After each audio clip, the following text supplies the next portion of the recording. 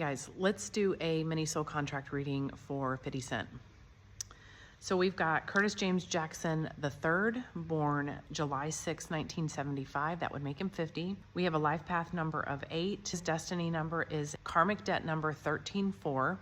We have a soul urge number of 7, a personality number, Master 33. He has a maturity number 3, and his minor expression for 50 Cent is a 2. Let's get into it. Let's start with the life path number. It is an 8, which is totally fitting for him. This is the powerhouse.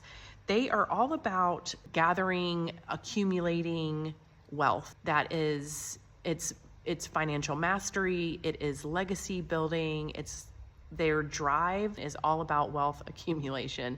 I think he's done a pretty darn good job. So it's considered the executive, the manifestor, the powerhouse, which I love the powerhouse because it can kind of be like a blanket statement for a lot of the 8s. They are a powerhouse. They just are a dog with a bone. They do not stop. So for the powerhouse, the primary frequency is material mastery. It's also legacy creation. It's like king of the hill energy. It's the executive. It's like everything. Literally, he embodies the powerhouse 8. And it's wealth mastery, but it's also power accumulation. And there is a fine line that needs to be walked to make sure that the power that is accumulated over the course of the lifetime is handled with care, that it's used ethically, responsibly, and that it's not being wielded over people, or that the power and the wealth that they are gathering up is done in a way that doesn't create karma for them in a future life. Not only does a powerhouse want to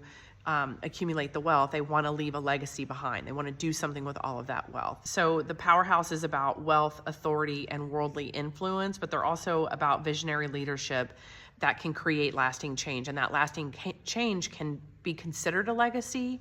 It doesn't necessarily need to be like a physical something. Like for him, he has a catalog. That is a legacy that he's building. Any brand that he starts, I think he's got that vodka brand. So that's part of building the legacy, leaving something behind. So the 8s are not here just to manifest this stuff. They're also here to refine their relationship to power and leave an energetic legacy that will continue to ripple through generations. Basically, the universe is telling them, like, if you want to hold this much power, make sure you're worthy of it. In their shadow, this can look like control, greed, burnout, exactly what you would think of if a person who is driven by money and material wealth and mastery gets too much of it and they're not acting responsibly. It's exactly what you would think that would look like, or how it would be expressed in someone. Okay, moving on to the expression number. This is the destiny. This is the natural gifts. This is the 4, the builder.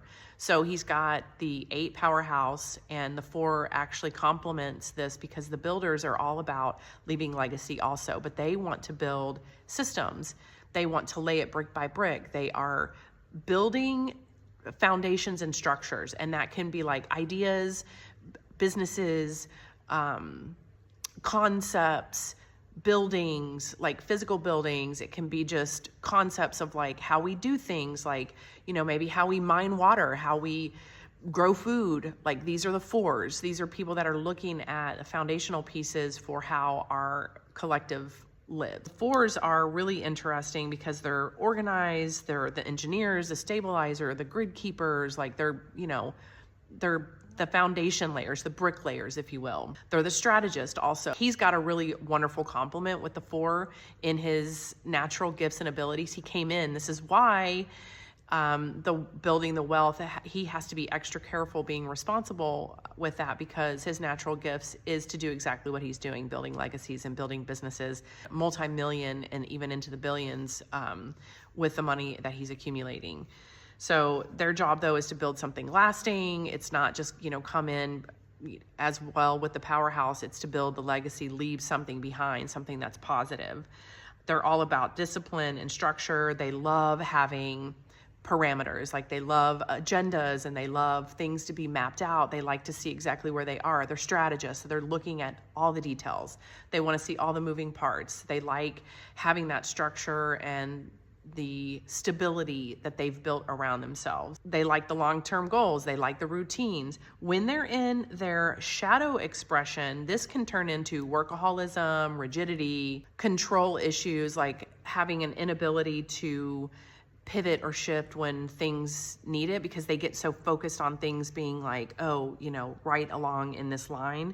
They can't flow when they need to shift. So that's when you're seeing someone who's in that space, that's how we can tell that they're in their shadow expression of this particular soul point. It does have a karmic debt 13-4 in the expression. So the 13-4 is that he may have misused this energy of structure in a past life by abusing power, refusing responsibility, relying on others to clean up his mess, kind of leaving things unfinished. And now he's here to rebuild with purpose, rebuild with integrity, like actually see things through to the end. Clearly, he's chosen to kind of rebalance that and pay that karma back, using the builder as his natural ability. And now he's going to be tempted with the powerhouse to see if he can get through this life without creating more karma for himself, by balancing out how he is redoing the structure, rebuilding these systems, but doing it ethically. So let's talk about the soul urge. He's got a 7. So this is the mystic. This is the one that goes within to look for guidance. They're not looking outside of themselves for answers. These people can be a little bit aloof. They can kind of feel like they have it all figured out. They can turn into a hermit. They're definitely analysts. So it goes in alignment with the strategist that he has. Obviously, there's some strategy in the 4 and in the 8. So he's basically relying on himself by thinking. He's always going to be thinking, but he's not just using the mind. He's actually using the soul.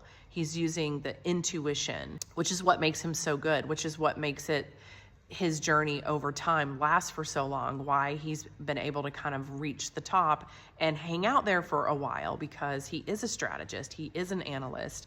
He's a mystic, a seeker. He's a scholar. He's like looking for the answers within himself. He's taking that and he's applying it to these other elements in his life. His personality number is the mask that he wears. This is going to be a master number 33. So the master number 33 is the highest in the Pythagorean number system that we use.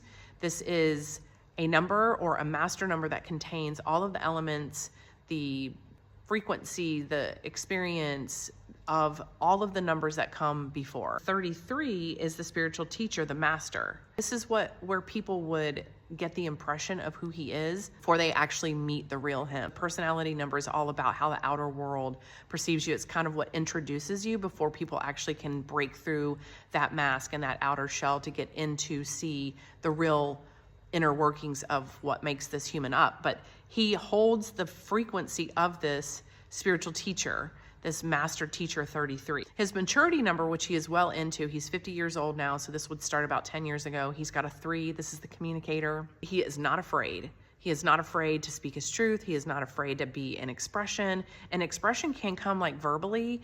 It can also be in the things that you're building and creating, and like a painter is expressing using a 3 with a paintbrush, right? So a singer is obviously using in their lyrics and in their singing, their delivery, because singing is not just the words or the frequency, it's literally, it's not just the words or the vibration of the sound that's coming out, it's the frequency and the intention in the words that you're actually, like the message that you're sending. And so there's a lot of layers where the expression can be seen within him. Their job is to express truth. That is their main job. And this is hitting later in life. So his job at the end of his life is to express truth.